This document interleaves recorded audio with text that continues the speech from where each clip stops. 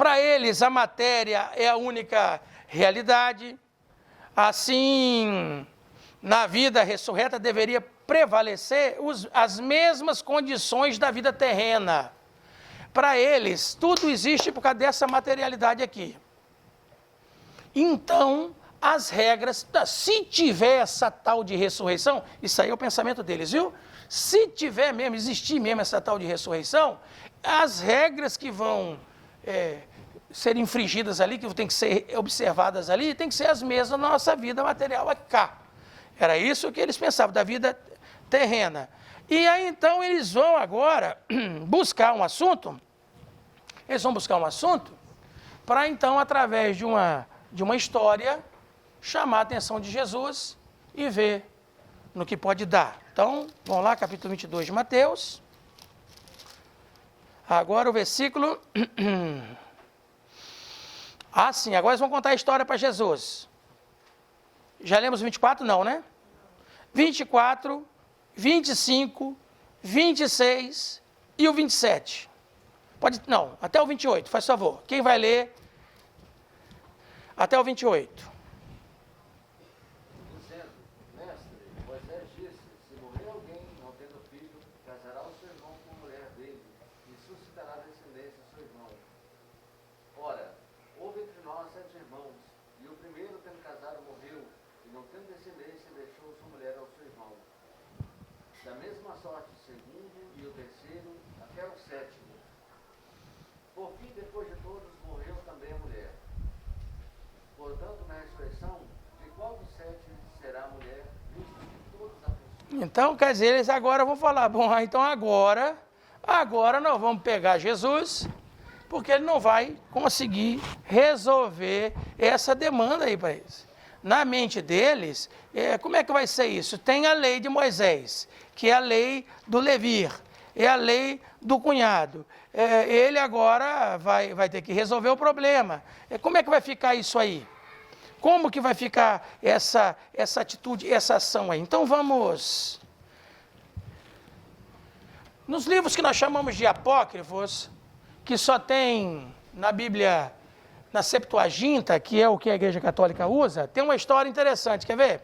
Faz favor aí, Pacheco. Capítulo 3, deve ser o verso 8 de Tobias. O livro de Tobias, capítulo 3, pode ler o 7 e 8. Está acontecendo um problema aí com uma mulher chamada Sara. Não sei se nessa versão vai estar Sara aí. Lê bem alto para nós aí. Eu acredito que é essa história que eles estão buscando. Que eles estão buscando como se fosse uma história real. Vamos lá, leia. É Sara mesmo? Sara, né? Então é Sara mesmo. Pode ler bem alto, hein? Naquele mesmo dia, aconteceu que Sara, filha de Raguel, Isso. habitante da Equibata, na média, teve também de ouvir insultos de uma serva de seu pai. Ela fora dada 7 vezes em casamento e as mordeu. Pode ler, vai ler.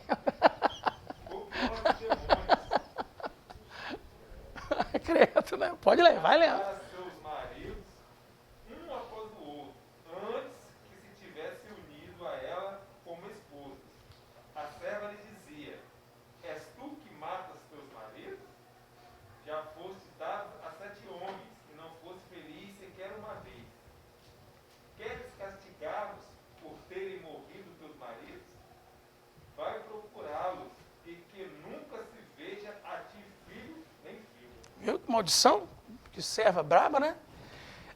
Então, vejam bem, isso aí é no livro de Tobias, é um escrito apócrifo, e muitos defendem como folclore. Lembra quando Paulo fala, cuidado com a genealogia, entendeu? E essas fábulas judaicas. Mas é uma fábula interessante, tá bom aí, Pacheco? Ué. Então, o que é? Essa moça nessa fábula aí, foi dada em casamento 7 vezes, nenhum dos maridos consumou o casamento com ela, porque todos morreram antes. E nessa história aí, como eles estão em Ecbatana, que é na Média, né, na Medopécia, do reino da Medopécia, então, para eles lá, quem matou os maridos dela foi tudo, o tal do Asmodeus seria um bravio demônio. o pior dos demônios. Não vamos ficar aqui entrando, não vão aqui agora destrinchar esse assunto. Eu só quero mostrar que pode ser aí que eles pegaram essa história, tá certo? E uma outra coisa muito importante para a gente falar aqui para maridos e esposa. Talvez o lugar melhor seria um encontro de casais, mas veja que a moça falou para a dona, para a patroa dela, nenhum dos seus maridos consumou o casamento com você, para você ser feliz. A relação sexual de marido e mulher é importantíssima para a felicidade do casamento e a felicidade da pessoa, tá? Mas isso aí também a gente vai tratar num outro momento, num outro estudo. Aquele que faz perecer, exatamente, entendeu? Mas nessa história todinha aí tem um desfecho até bom. Mas então vou voltar para a nossa história. Eu só estou mesmo fazendo uma ponte entre eles falam que tem uma mulher 7, casou 7 vezes, os 7 maridos morreram, e na ressurreição como é que vai ser isso aí? Quer dizer, eles são materialistas, eles acham que para resolver, né, para essa questão, a mulher com os 7 maridos, então agora ela vai ter que voltar para... Eles vão ressuscitar. E como é que vai ser isso aí? Como é que vai ser essa situação? Aí, então Jesus vai dar para eles, vai começar a discorrer para eles a resposta. Vamos ver aqui.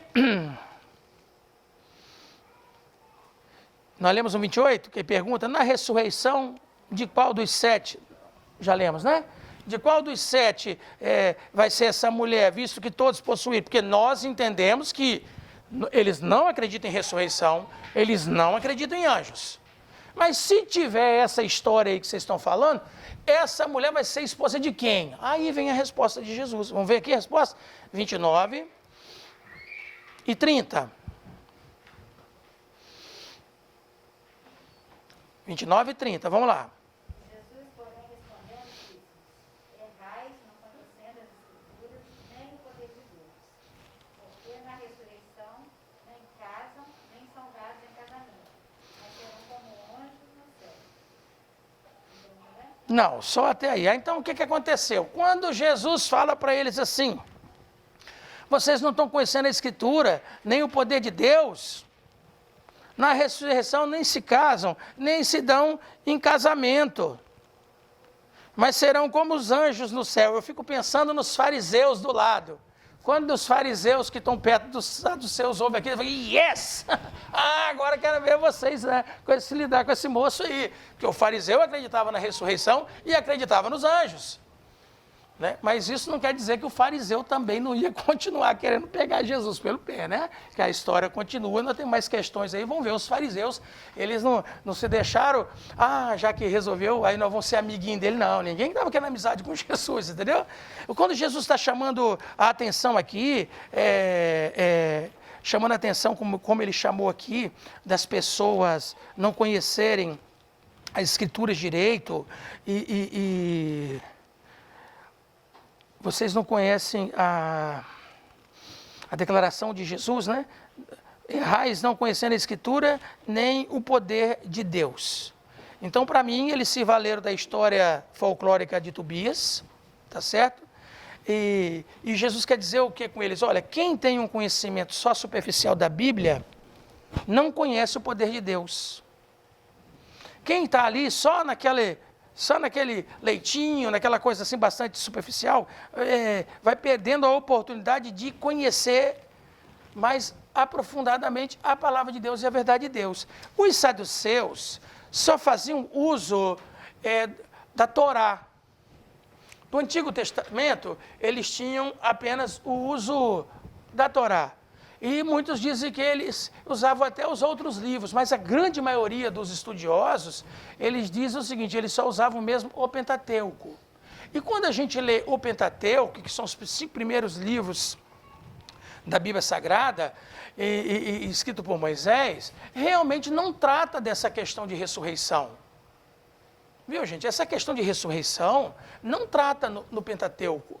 É porque cada parte assim da Bíblia, a Bíblia quer dizer, é uma biblioteca, né? São vários e inúmeros livros escritos em épocas bem distintas uma da outra. E muito desses conhecimentos, desses entendimentos vem depois.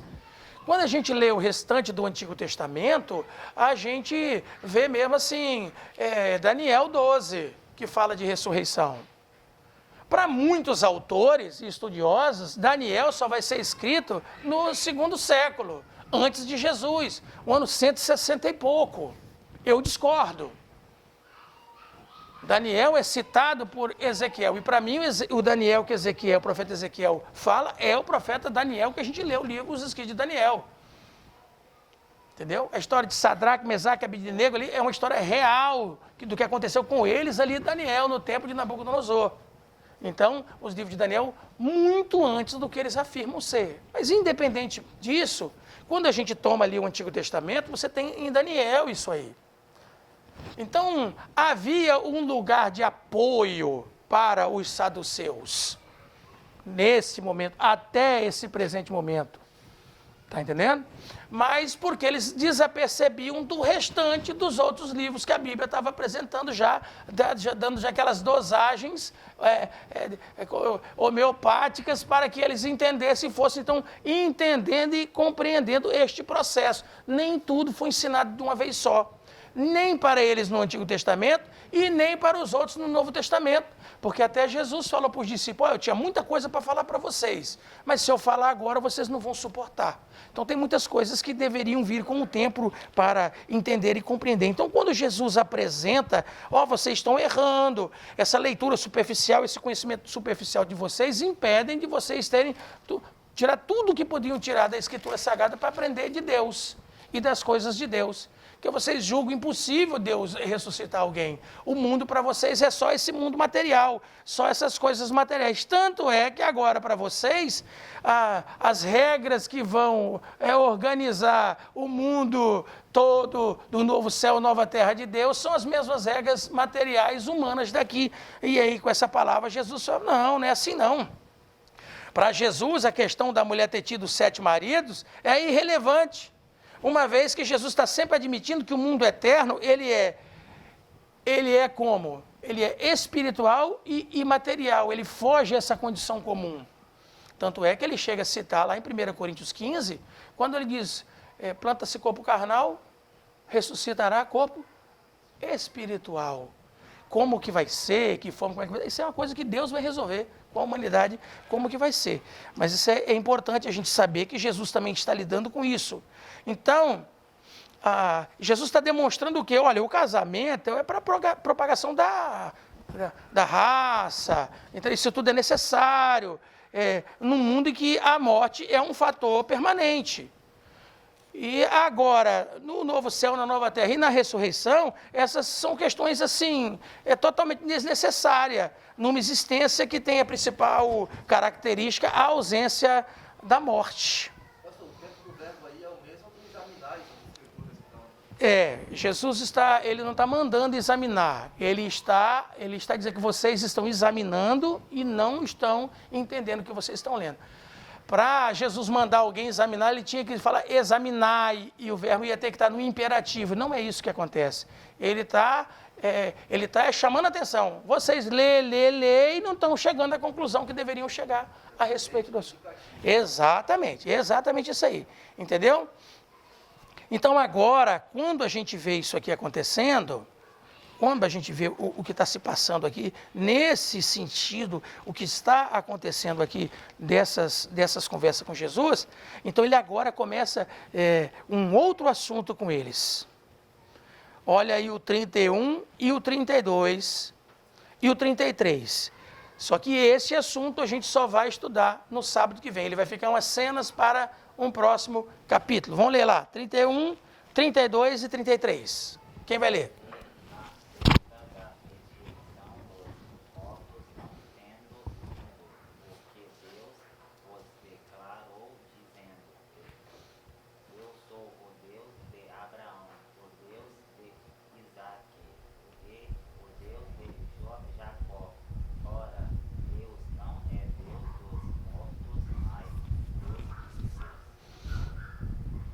E 33.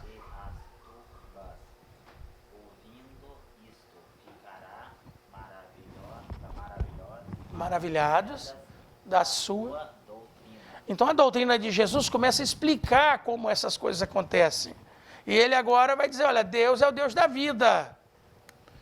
A relação, a forma de pensamento que vocês têm a respeito da morte aqui está muito singular, está muito pueril, está muito fraquinha. Vocês têm que conversar comigo um pouquinho mais a respeito dessas coisas. E é o que Jesus vai apresentar para eles através desses versos.